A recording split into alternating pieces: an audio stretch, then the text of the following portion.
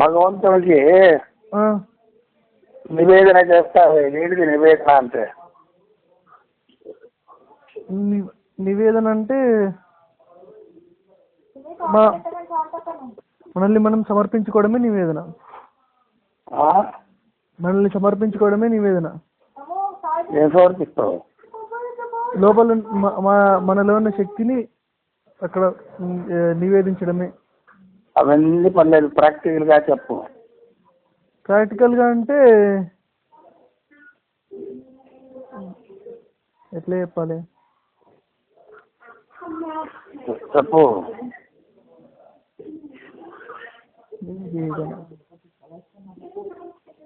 చెప్పు. చెప్తా.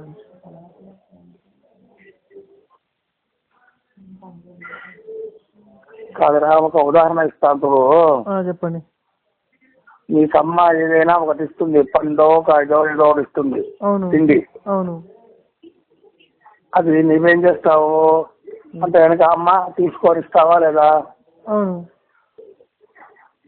అదే జగత్తుకు తల్లిదండ్రులైన భగవంతుడు ఎవరున్నాడో వాడిచ్చిన పదార్థాలను మళ్ళీ వానికి అర్పించి మనం తీసుకోవాలి. అవునా కదా? అవునవును, కరెక్ట్.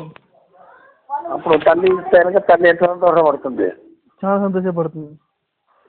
అట్లా వాని శక్తి దాంట్లో అప్పుడంతా ప్రసరిస్తుంది. దాన్ని తీసుకుంటే అదే మనకు భగవత్ ప్రసాదము అని అవుతుంది.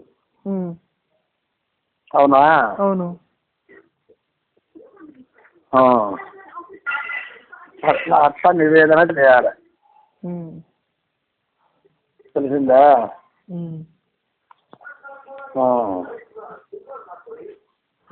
అదొకటి.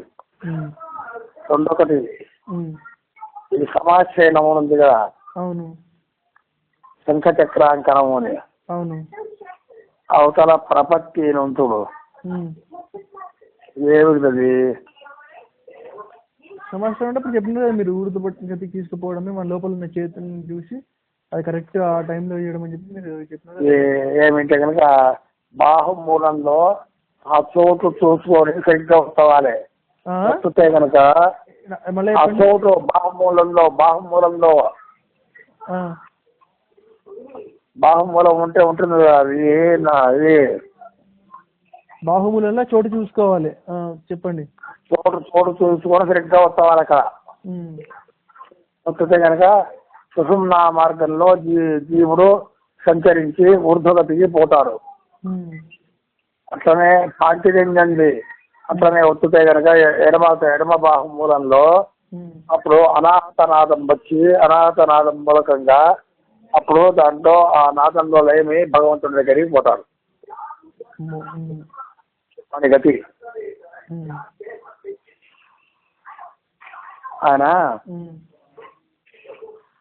ప్రపత్తి ఏంటి కనుక భరణ్యాసం మనం పెట్టుకో. ప్రపత్తి ఏంటి కనుక వాడిలో అంతా సమర్పించుకొని వాని యొక్క ఆ సుషుమ్నా మార్గం నుంచి ఊర్ధ్వగతి పోయి అక్కడ వెలగవాలి వాడు చేతరుడు. అది ఇప్పుడు అవుతూ ఉంది. అది కావాలి.